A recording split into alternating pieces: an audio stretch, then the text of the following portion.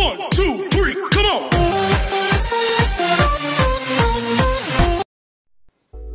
বন্ধুরা, এই ভিডিওতে ক্লাস 7-এর আসন্ন মান, যা তোমাদের গণিত প্রভা বইয়ের 10 নং অধ্যায়ের পৃষ্ঠা নাম্বার 129-এ আছে। ভিডিওটি একবার দেখলেই আসন্ন মানের সম্পর্কে পরিষ্কার ধারণা পাবে এবং পৃষ্ঠা নং 131, 132 এবং 133-এর অঙ্কগুলি সহজে নিজেরাই করতে পারবেই।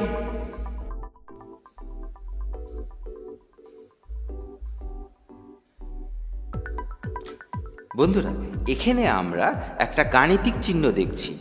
এই গাণিতিক চিহ্নর মানে কি জানো? এই গাণিতিক চিহ্নর মানে হচ্ছে প্রায় সমান বা খুব কাছাকাছি। আসন্ন মানের ব্যাপারটা একটা উদাহরণের সাহায্যে বোঝা যাক। ধরো তুমি জুতো কিনতে গেছো, জুতোর দাম লেখা আছে 99.99 টাকা।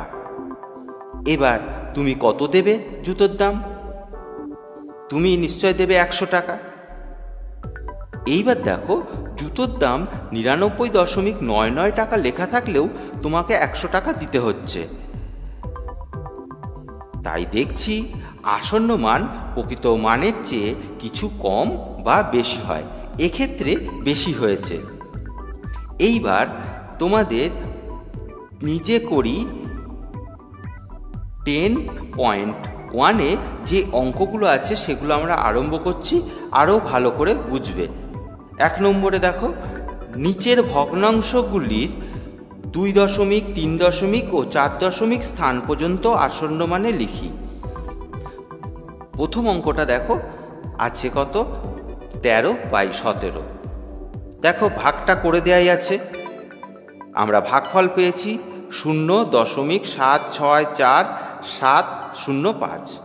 এইবার দেখো, প্রথমে বলেছে 2 ঘর পর্যন্ত দশমিকে আসন্ন মান। এবার আমরা তৃতীয় ঘরটা দেখছি 4, এটা 5 কিংবা 5-এর কম আছে, সুতরাং উত্তর হবে 0.76। এইবার আমরা আসছি 3 স্থান পর্যন্ত আসন্ন মানে। দেখো, 3 আসন্ন মান যখন করব, আমাদের দশমিকের পরে চতুর্থ ঘরটা দেখতে হবে। দেখতে পাচ্ছি চতুর্থ ঘরটা আছে কত? 7। এটা 5 কিংবা 5-এর বেশি আছে, তাহলে আগেরটার সঙ্গে 1 যোগ হয়ে যাবে। তাহলে আমরা লিখতে পারি 3 স্থান পর্যন্ত আসন্ন মান 0.765। কেন 5 হলো কেন? যেহেতু 7 আছে, তাই জন্য আগেরটার সঙ্গে 1 যোগ হলো। এইবার আমি কি করব? 4 স্থান পর্যন্ত আসন্ন মান লিখব। ভাগফলটা দেখো, পঞ্চম ঘরে কত আছে? দেখো, পঞ্চম ঘরে আছে 0, তাই জন্য এটার আগের সঙ্গে 1 যোগ হবে না, যা ছিল তাই হবে। হবে কত? 0.7647।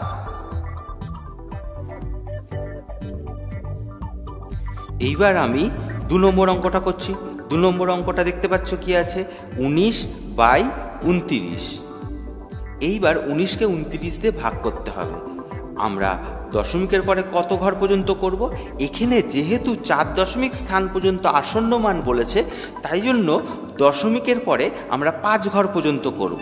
5 ঘর পর্যন্ত আমাদের ভাগ করা হয়ে গেল। দেখো, ভাগফল আমরা পাচ্ছি কত? 0.655517। এবার আমার দেখতে হবে 2 স্থান পর্যন্ত আসন্ন মান বার করব। তাই জন্য দেখো, তৃতীয় ঘরটা কত আছে? দেখতে পাচ্ছি তৃতীয় ঘরটা 5 আছে। এটা 5 কিংবা 5-এর বেশি, আগেরটার সঙ্গে 1 যোগ করতে হবে। আগেরটার সঙ্গে 1 যোগ করলে কত হয়?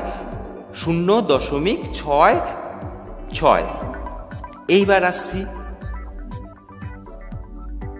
3 স্থান পর্যন্ত আসন্ন মানে। এবার চতুর্থ ঘরটা আমার দেখতে হবে। দেখো, চতুর্থ ঘরটা কত আছে? 1 আছে। 1 5 কিংবা 5-এর থেকে কম, তাই জন্য আর যোগ করতে হবে না, যা ছিল সেটাই হবে। উত্তর হবে 0.655। এবার আসছি 4 স্থান পর্যন্ত আসন্ন মান। তাহলে 4 স্থান পর্যন্ত আসন্ন মানে আমাদের দশমিকের পরে পঞ্চম ঘরটা দেখতে হবে কত আছে। দেখো, 7 আছে। আমরা দেখতে পাচ্ছি 7 5 কিংবা 5-এর বেশি, তাই জন্য এখানে 1-এর সঙ্গে কত যোগ হবে, আর 1 যোগ হয়ে যাবে। তাহলে উত্তর হবে কত, 0.6552। এই তো হয়ে গেল, খুব সহজ অঙ্কগুলো। এইবার আমরা যাচ্ছি কোষে দেখি 10, পৃষ্ঠা নম্বর 132। 1 নম্বর অঙ্কটা করছি, ভালো করে দেখো। যখন অঙ্ক করবে বইটা অবশ্যই পাশে খুলে রাখবে, প্রশ্নটা দেখতে হবে কিন্তু। দেখো 1 নম্বর অঙ্কটায় কি বলেছে, 3 টাকা 7 জন ছেলে মেয়েদের মধ্যে সমান ভাগে ভাগ করে দিই, হিসাব করে দেখি প্রত্যেকে কত পয়সা করে পাবে। 2 দশমিক স্থান পর্যন্ত আসন্ন মানে বার করতে বলা হয়েছে। তো আমরা কি করব, এবার প্রথমে পয়সায় বার করতে বলেছে, তাই জন্য 3 টাকাকে পয়সায় পরিণত করতে হবে। তোমরা সবাই জানো টাকাকে পয়সায় পরিণত করতে গেলে কত হয়, 100 দিয়ে গুণ করতে হয়। তাহলে 3 টাকা সমান সমান কত পয়সা, 300 পয়সা লিখে নিলাম। আর 7 জন ছেলে মেয়ে প্রত্যেকে পাবে, 300কে 7 দিয়ে ভাগ করব। দেখো ভাগটা করে দেওয়াই আছে। আমরা ভাগফল পেলাম কত, 42.857। 3 ঘর পর্যন্ত করলাম, কেননা আমাদের 2 দশমিক স্থান পর্যন্ত আসন্ন মানে বার করতে বলেছে, তাই জন্য। এইবার দেখো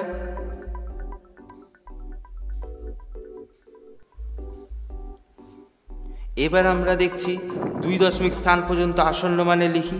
দেখো কত পেলাম, 42.86 পয়সা। বলতে পারো 6 পয়সা কেন হলো, যেহেতু তৃতীয় ঘরটা 5 কিংবা 5-এর বেশি আছে, তৃতীয় ঘরটা আছে কত 7, এটা 5 কিংবা 5-এর বেশি, তাই জন্য আগেরটার সঙ্গে 1 যোগ হয়ে গেল। এইবার তাহলে দেখি 7 জন মোট কত পাবে।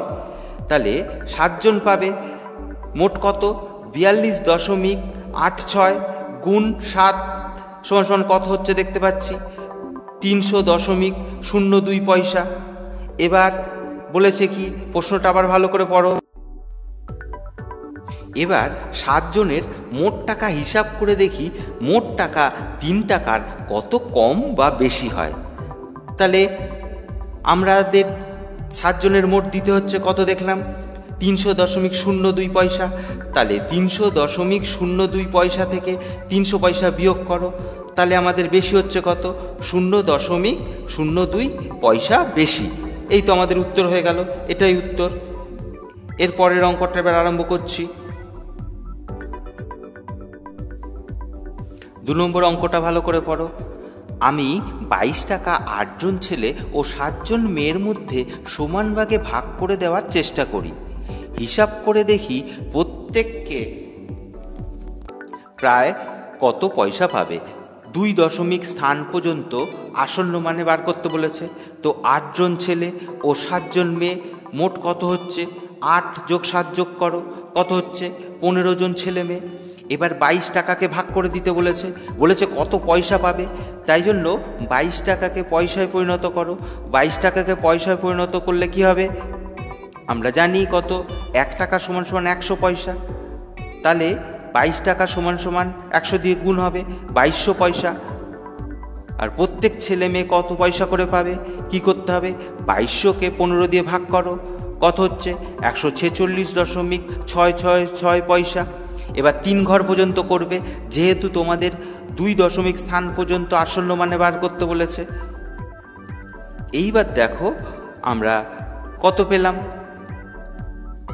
2 ঘর পর্যন্ত আসন্ন মান 146.67 পয়সা। কেননা তৃতীয় ঘরটা 6 আছে, 5 কিংবা 5-এর বেশি আছে, আগেরটার সঙ্গে 1 যোগ করতে হবে। তো 6-এর সঙ্গে 1 যোগ করে আমরা 7 পেলাম। এইবার 8 জন ছেলে মোট কত পাবে, তাহলে এক একজন ছেলে কত করে পেয়েছে, 146.67 পয়সা। তাহলে 8 দিয়ে গুণ করতে হবে, 8 দিয়ে গুণ করা হয়ে গেল, কত পয়সা করে পাচ্ছে 8 জন ছেলে, 1173.36 পয়সা। এটাকে টাকায় রূপান্তরিত করো, 100 দিয়ে ভাগ করতে হবে, 11.73 টাকা। এইবার 7 জন মেয়ে কত পাবে, আমরা দেখে নিচ্ছি। প্রতিজন পাচ্ছে 146.67 পয়সা করে। তাহলে 7 জন মেয়ে মোট কত পাবে, 7 দিয়ে গুণ করতে হবে কাকে, 146.67 পয়সাকে। দেখো 7 দিয়ে গুণ করো, দেখো 7 দিয়ে আমাদের গুণ করা হয়ে গেল। আমরা পাচ্ছি কত? 1026.69 পয়সা। এটাকে টাকায় রূপান্তরিত করো। কত করতে হবে? ভাগ করতে হবে। 100 দিয়ে ভাগ করো। আমরা পাচ্ছি কত? 10.27 টাকা। এইবার 7 জন মেয়ে মোট কত পাবে বেরিয়ে গেল।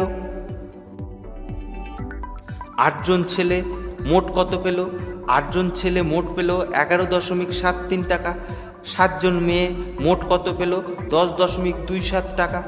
এইবার 8 জন ছেলে ও 7 জন মেয়ে মোট কত পেল যোগ করো।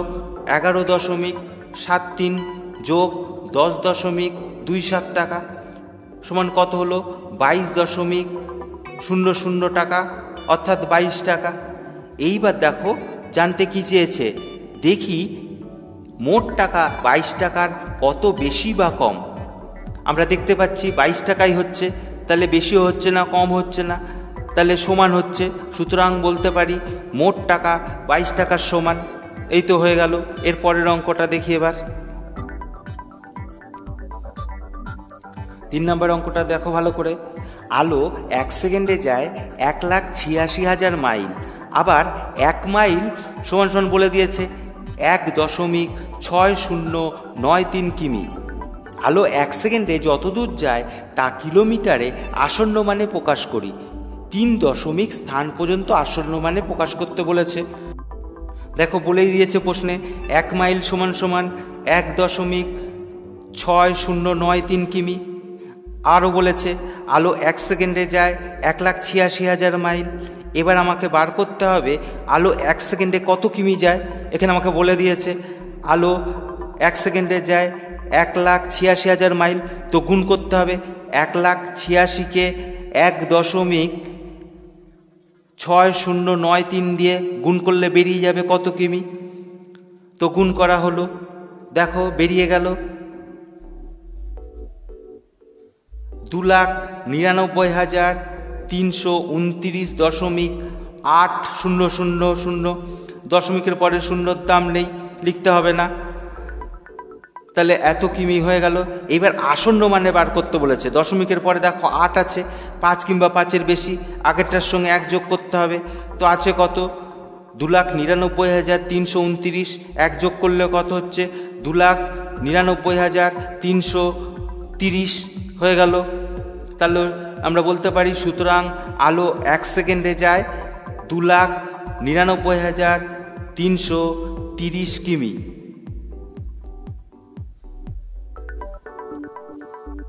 তোমরা একটু লক্ষ্য করো, দেখো এখানে আর আমি আসন্ন মান কথাটা লিখিনি, চিহ্নের সাহায্যে দেখিয়েছি। তোমরাও আসন্ন মান না লিখে এই চিহ্নের সাহায্যেই আসন্ন মান কথাটা বোঝানো যায়। এটা গাণিতিক চিহ্ন একটি, আগেই বলা হয়েছে। তো আমাদের উত্তরটা এবার হয়ে গেল দেখতে পাচ্ছি। এবার আমরা পরের অঙ্কটায় যাব, 4 নম্বর অঙ্কটা করব। দেখি 4 নম্বর প্রশ্নটা কি আছে, দেখো ভালো করে তোমরা। 0.997-এর 2 দশমিক স্থান পর্যন্ত আসন্ন মান লিখি। দেখো 2 দশমিক স্থান পর্যন্ত আসন্ন মান বার করতে বলা হয়েছে। আমরা কি করব? দশমিকের পরে তৃতীয় ঘরটা কত আছে দেখব। দেখো দশমিকের পরে তৃতীয় ঘরটা 7, দেখতে পাচ্ছ আমি পেন দিয়ে ধরে রেখেছি জায়গাটায় 7 তৃতীয় ঘরটা। তাহলে 5 কিংবা 5-এর বেশি, তো 7 5 কিংবা 5-এর বেশি, তাই জন্য আগেরটার সঙ্গে 1 যোগ হয়ে গেল, 99-এর সঙ্গে 1 যোগ হয়ে গেল, কত হচ্ছে? 1 হয়ে যাচ্ছে। এটাকে আমরা অন্যভাবেও লিখতে পারি, 2 দশমিক স্থান পর্যন্ত ওই আসন্ন মানের চিহ্নটা দিতে পারি। আসন্ন মানের যে চিহ্নটার কথা বলা হয়েছিল গাণিতিক চিহ্নটা দিয়ে 1 লিখে দিতে পারি, দুটোর মানে একই। এইভাবে আমরা লিখতে পারি। তাহলে 2 দশমিক স্থান পর্যন্ত আসন্ন মান 1 হয়ে গেল। বন্ধুরা, তোমরা ভালোভাবে অঙ্ক বুঝতে চ্যানেলটি অবশ্যই সাবস্ক্রাইব করবে।